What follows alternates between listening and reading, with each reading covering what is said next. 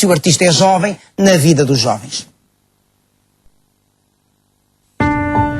Angélico Vieira, um ídolo, um caso de popularidade que morreu cedo demais.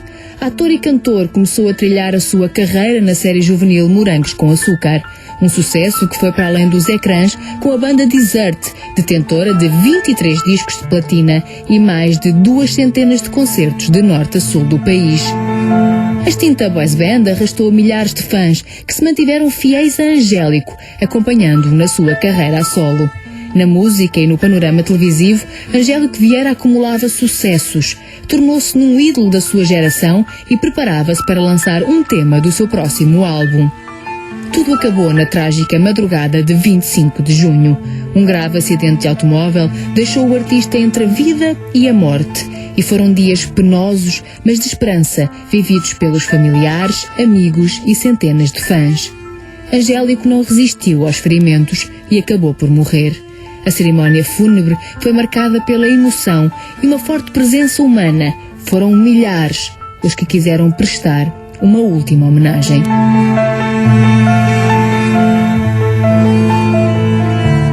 Doutor Quintino Aires, seja bem-vindo. Porquê é que tanta gente gosta de saber, vai às cerimónias, por exemplo, fúnebres, quando nunca tiveram muitas vezes um único contacto com aquela pessoa? Foi só pelo que viram na televisão, pelo que leram nas revistas, pelo que ouviram dessa pessoa? De uma perspectiva real, de facto, Cristina, nunca tiveram um encontro com aquela pessoa. Mas em termos mentais, e é o nosso cérebro que orienta a nossa vida, tiveram muitos encontros com aquela pessoa, partilharam muitas horas com aquela pessoa, conversaram, sentiram e viveram muitas coisas. E por isso, muitas vezes, um ídolo é mais forte na nossa vida do que um familiar nosso. Aquilo que aliás, por alguma razão se acompanha um ídolo a vida toda, não é? Toda, não é? Um ídolo, aquilo que orienta a nossa vida não é tanto o mundo real. Isto pode parecer confuso de explicar, gostava de conseguir explicar bem. O que orienta a nossa vida é a percepção que nós fazemos do mundo, a maneira como lemos o mundo, como o entendemos. E um ídolo, quando entra na nossa representação mental, ele pode acompanhar-nos para onde nós precisamos que ele vá, de acordo com a nossa necessidade. Como são casos como o do Angélico, que morre muito cedo, tem apenas 28 anos, os seus seguidores são quase todos miúdos também, jovens.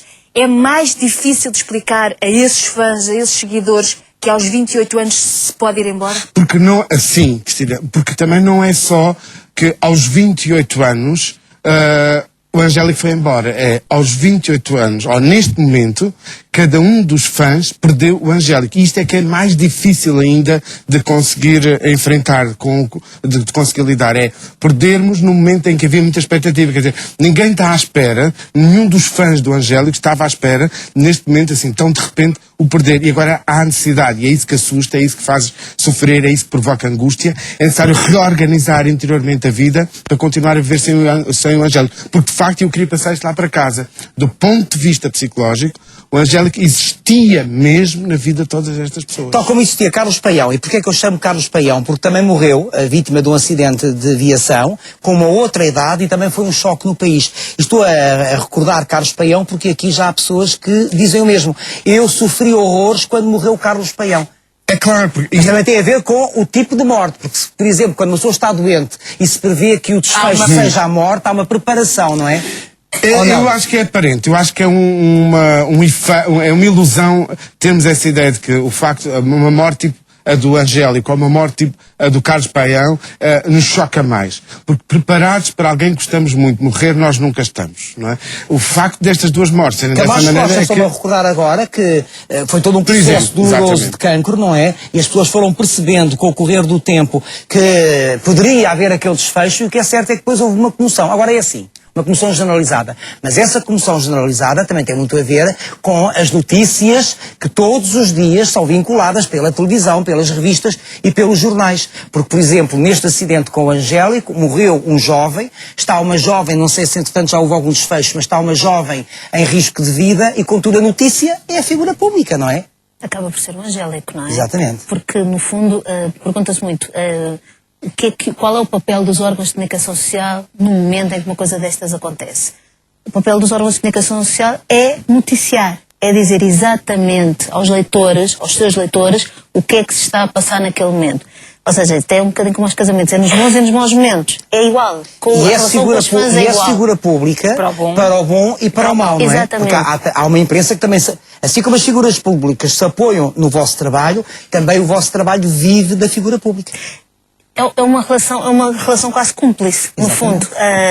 Da mesma forma como quando nasce um bebê de uma figura pública, se quer dar o bebê, não é? Isso vai ao hospital, isso vai dar maternidade, a saída, etc, etc. Da mesma forma, quando acontece uma tragédia destas, porque é uma tragédia, as pessoas querem saber, e agora? E como é que está a mãe? E como é que estão as pessoas que eram próximas? E quem são aqueles senhores que estão ali no funeral? São amigos? São amigos de infância? Quando agora se falou muito do Angélico, e certamente isto é um tema que vai perdurar ainda há algum tempo, houve muitas pessoas que se insurgiam pelo facto de não falarmos dos outros. E aliás, eu muitas vezes respondia, essa figura conhecida para o bem e para o mal. Portanto, que todos os dias morrem jovens nas estradas portuguesas, só que não são figuras conhecidas. Portanto, exatamente. Isto às vezes é difícil de fazer passar às pessoas, não é? E não só, eu acho que o caso Angélico, com todo o horror que ele transporta, também, no fundo, quase que podia ser usado quase como prevenção. Ou seja, ainda não está totalmente esclarecida a questão do cinto, se levava ou se não levava cinto, pelo menos que eu saiba, ainda não há um relatório oficial, final, qual foi. Não é? É um acidente de viação, fala-se da velocidade, fala-se de todos esses pormenores. Ele próprio assumia em entrevistas que gostava de velocidade, por isso é que se chega também a essas conclusões. E tudo, no fundo, são questões que também interessa alertar os jovens para isto. Os jovens, e não só os jovens, toda a gente, não é? O problema da velocidade, o problema do cinto, o problema que é um problema paralelo, mas que muitas figuras públicas passam pelo que é as 500 presenças que eles têm ao mesmo tempo e que se deslocam daqui para ali, dali para o outro lado, são quilómetros e quilómetros e quilómetros de estradas, muitas vezes de madrugada, quando as pessoas estão cansadas. A questão aqui que se coloca não é bebeu, não bebeu, tomou alguma coisa que não devia ter tomado, nem sequer passa por isso, passa por estão cansados, é impossível fazer tudo. E eu acho que isso são questões que isto levanta. Vamos recuperar um outro caso, porque depois também será muito interessante perceber se há da nossa parte, enquanto espectadores, uma morbidez no meio disto tudo. A tragédia bate à porta quando menos se espera. No caso de Sónia, o perigo estava mesmo dentro de casa. Uma explosão no seu apartamento em Algés obriga a ser assistida no Hospital de São José, de onde até hoje ainda não saiu. Com uma breve passagem pela música, foi como atriz que ficou conhecida. Em 2006, por exemplo, integrou o elenco principal de Morangos com Açúcar. E Sónia não passava despercebida, com uma postura sempre sexy, fosse nas novelas da TVI, fosse a pisar as passarelas. A polémica tem sido grande sobre as causas da explosão, que pode ter sido mais do que um acidente. Vizinhos, família e amigos, todos se têm pronunciado. E, entretanto, Sónia Brazão continua a lutar pela vida. As queimaduras de 2º e 3º graus cobrem 90% do seu corpo e o estado de um dos rostos mais bonitos da televisão é considerado muito grave. O desfecho desta história ainda ninguém sabe. Há alguma morbidez neste interesse por parte do público em relação a estas figuras? Há alguma morbidez no cérebro humano, de uma forma geral. Porque é natural. O Manuel Luís, repare que num acidente da autoestrada, todos sabemos que é perigoso reduzir a velocidade e de facto nós temos essa... Porquê que o fazemos? É a maneira que o cérebro humano tem de conhecer o mundo. Quando nós, e gostava também de explicar isto, quando nós estamos a parar para espreitar o mal do outro, não é, como às vezes se diz, cuscovilhice e maldade. É a maneira que o nosso cérebro tem de se desenvolver, de nos conhecermos a nós próprios. Mas é uma coisa instintiva, nós não controlamos. É instintiva, não isso? controlamos. É o modo de... é olhando para a vida dos outros que nós entendemos a nossa vida. E claro que nós queremos mais saber evitar os males da vida. E, portanto, também nos cria mais curiosidade os males da vida do outro, que é uma maneira de nos defender. Mas então o que é que podemos dizer das muitas anedotas que depois se fazem com são estes imediatas. casos? São imediatas. Ainda o Angélico não tinha falecido já. E há pessoas já a construir anedotas e a fazer de forma irónica muitas frases às vezes. É claro. Nós temos esta curiosidade, esta aflição por ver, é instintivo, como dizíamos há pouco, de perceber o mal do outro, e isso é uma forma do nosso cérebro se preparar para sobreviver. Gostava de deixar isso sublinhado, mas depois não aguentamos tanta aflição. E quando não aguentamos tanta aflição, a maneira de lidar com isso é fazermos estas anedotas, estas piadas que naturalmente doem à família, doem aos fãs, mas que têm esta função. Ajudar a libertar a angústia, a aflição que aquilo causou. Não são pessoas maldosas que fazem esse tipo de Não, não tem a ver com maldade. Não gostamos de ver e por isso atribuímos maldade. Até porque, pessoas que se chocaram com essas anedotas, porque eram fãs do Angélico, não se chocaram anteriormente com outras anedotas que surgiram face a outras figuras que desapareceram, das quais não eram fãs. E todos nós conhecemos de experiência vivida que quando estamos no funeral de alguém que gostamos muito, há ali momentos, quando não está lá tanta gente, que também temos um bocadinho essas reações. E isso faz-nos falta para aliviar. Eu gostava também de trazer o papel importante que têm as revistas, que têm os programas de televisão, quando acontece uma situação tão triste como esta. Ao teu lado a Luísa. A minha querida diretora, porque eu também sou flash. Eu sou flash. Exatamente. Que quando... Tem que haver aqui bom senso ou não? Eu não sei se é bom senso que tem que haver. Sejamos sinceros, por exemplo, no caso do Angélico, o que as pessoas vão à procura nas revistas são as imagens da Rita Pereira a chorar, são as imagens da mãe aflita, são essas imagens que as pessoas gostam de ver. As mesmas imagens que nós procuramos quando um familiar ou um conhecido nosso passa por isto. Só que, se for um familiar meu que está internado no hospital, eu chego lá, digo quem sou, que parentesco tenho e entro. Se eu apenas sou um fã, então eu não posso fazer isso. Mas estou igualmente aflito. E repara, Cristina, como é mais aflitivo quando nós não temos informação e estamos a imaginar o mal que a outra pessoa está. E então as revistas, os programas de televisão, os programas de rádio dão-nos isso. Põe-nos em contacto com o nosso ídolo. Claro que sim, ajuda a organizar. O que queres dizer, Luísa? Não, ia dizer que isso também tem a ver com o fenómeno de proximidade. Ou seja, quando as pessoas vão, quando o leitor vai à procura de ver a imagem do familiar a chorar, da ex-namorada a chorar, de alguém mais próximo, tipo como é que a pessoa está a reagir àquilo, a toda a situação, no fundo está à procura de dizer: ele é como eu, ele também chora nestes momentos, ele não é outra feliz. Não é só a questão de ser feliz, eu acho que é muito além de ser feliz, porque as pessoas gostam de ver as outras felizes, senão não gostavam de ver festas, não é? Eu acho é que gostam de ver no bem e no mal, no bom e nos bons e nos maus momentos. A pessoa não é um boneco, ou seja, o ídolo exatamente tem alma, chora, ri, diverte-se, conversa, namora. Faz tudo aquilo que nós também fazemos.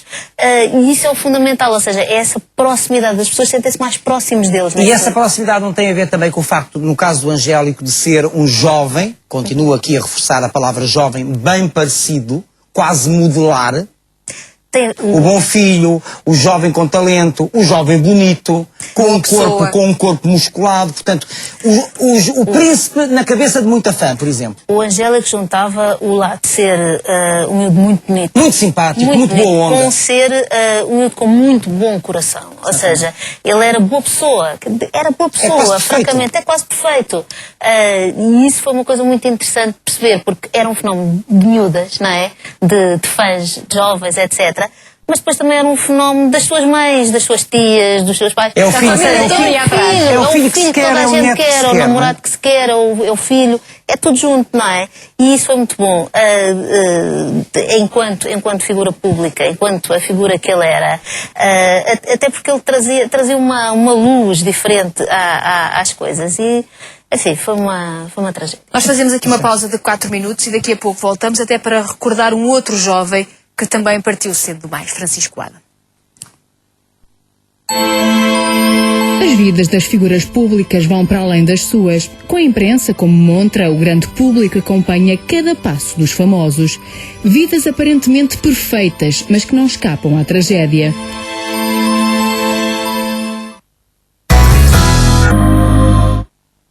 Foi em 2006 e ainda hoje se fala da morte de Francisco Adam. Partiu novo, aos 22 anos, vítima de um aparatoso acidente de automóvel. Dava corpo e alma à personagem Dino da série Morangos com Açúcar. Portugal parou em 2006 para prestar homenagem a Francisco Adam. Uma despedida sentida de quem via neste jovem um ídolo. Os fãs não deixaram de acompanhá-lo, de sentir esta dor exprimida em lágrimas de revolta. Nasceram vários sites em sua memória e ainda hoje se escrevem palavras em sua honra. Francisco Adam, um ator e manequim que ficou para a história e que conquistou o país com o seu sorriso. E alguém me lembrava aqui através do Facebook, e o Beto, que também foi uma notícia, que também foi um choque para tantos e tantos Mas talvez nos tempos mais recentes o Francisco Adam, e até pela primeiro euforia que se deu à volta dos morangos com açúcar, porque era, no fundo, uma primeira série em que muita gente nova estava a tornar-se um ídolo, não é? Foi aí que talvez o público português tenha tido um maior impacto e um maior contacto com a morte de uma figura pública. Não Estamos a falar de ídolos que com os quais se contacta diariamente. Quer dizer, acompanhar os morangos com açúcar é um processo de acompanhamento diário. E esta fase tudo isto é mais mediatizado. Não nos esqueçamos, por exemplo, de Francisco Sá Carneiro, que morreu daquela maneira, e todos nós sabemos como é que foi o funeral de Francisco Sá Carneiro. Eram milhares e milhares de pessoas. E temos outra figura que as pessoas introduziram na própria vida. Não estamos a falar apenas de jovens, estamos a falar de pessoas mais crescidas. Pessoas que entram na nossa vida. Exatamente. Esse é o ponto. E não nos espantemos com o facto de, por vezes, haver uma reação ainda mais forte com a morte de um ídolo do que por vezes com um familiar nosso. Porque um familiar nós contactamos diretamente e todos sabemos, nós não lidamos, nem gostamos, nem nos entendemos igualmente com todos os familiares. Agora, um ídolo pode, na nossa cabeça, na nossa fantasia, acompanhar-nos para onde quisermos. E, portanto, mesmo que a imagem que tínhamos do ídolo não seja respeitante, não seja mas isso, o que é na realidade. Com aquilo que ele é na realidade. Exatamente, mas isso não conta. Aliás, nós fantasiamos 100 pessoas que vejam uma figura conhecida têm 100 imagens diferentes daquela figura conhecida. Mas como psicólogo queria dizer, esta é a beleza do ídolo, que oferece às pessoas aquilo que elas estão naquele momento a precisar. Isso é muito importante. E o que há certo é que há pessoas que ficam nas revistas para sempre. Vejamos o caso da Princesa Diana, que até hoje continua a ser muitas vezes capa das próprias revistas. Mas vamos então à imprensa e à forma como se lida realmente com estas notícias. As vidas das figuras públicas vão para além das suas. Com a imprensa como montra, o grande público acompanha cada passo dos famosos. Vidas aparentemente perfeitas, mas que não escapam à tragédia. Acidentes e infortúnios fazem capas e capas de revistas e jornais. Francisco Adam ficou eternamente celebrizado pela personagem Dino, da série Morangos com Açúcar, quando um violento acidente de automóvel lhe roubou a vida. A notícia agitou a imprensa e deixou o país em choque. Ninguém ficou indiferente à morte do jovem ator. Uma explosão de gás em casa de Sónia Brasão coloca a atriz entre a vida e a morte. Muito se tem especulado na imprensa, muitas dúvidas pairam ainda no ar. Acidente ou tentativa de suicídio. A cada dia as manchetes dos jornais dão novos pormenores do caso, ainda hoje por desvendar. A tragédia atinge mais uma estrela. Angélico Vieira sofre um aparatoso acidente de viação e a imprensa deixa os portugueses em suspenso ao anunciar um prognóstico reservado. Muitos quiseram acreditar num milagre, mas a notícia da sua morte chega primeiro. As imagens provam-no. Partiu um dos ídolos mais acarinhados de Portugal. Os fãs de Angélico acompanharam-no sempre, até à derradeira despedida. Oh, Luísa, estamos a falar de matérias que podem melindrar outras pessoas. Há cuidado na escolha das fotografias, dos títulos, e sabemos como um título vende uma capa vende uma revista. Há cuidados. Tu tens cuidados particulares? Há cuidado na forma até como se pode contar uma história que é muito complicada de ser contada. O caso Angélico é um caso de uma morte imediata, praticamente. Ou seja, há um acidente, ele fica num estado muito grave, do qual não recupera. O estado da Sónia, por exemplo, é um estado complicadíssimo. E como é que se explica ao leitor uma falta de esperança, vamos dizer assim? Uma morte iminente. Uma morte iminente. Como é que se explica que, por exemplo, vem numa primeira semana, falou assim, ela toma banho. Ela não toma banho nenhum. Ela tem que haver ali um processo para retirar, da Sónia, para retirar as peles. Que senão, isto é uma coisa dolorosíssima de contar, que eu não vou explicar aqui em televisão, como é lógico, mas isto é muito, há pormenores que vocês não conseguem passar através das palavras, não é? Não, ou tem que ter um cuidado maior. Ou não querem passar, não é? Um cuidado extremo, porque há factos que são tão dolorosos e são tão complicados de serem explicados, porque estamos a falar dos tais ídolos, não é? E os ídolos estão num certo estatuto. É quase como violar a intimidade e a dignidade de um ídolo, uma pessoa. Sobretudo a dignidade. A dignidade, porque até que ponto é que se pode ir? Até quando, onde é que acaba a notícia? Mas há um limite, há uma barreira, há uma fronteira? Eu acho que tem que haver a barreira do bom senso. Do bom senso. não é? Isso respeita a cada diretor e a cada jornalista. Tem que haver ali um bom senso da forma como se contam as coisas, do que é que se pode dizer.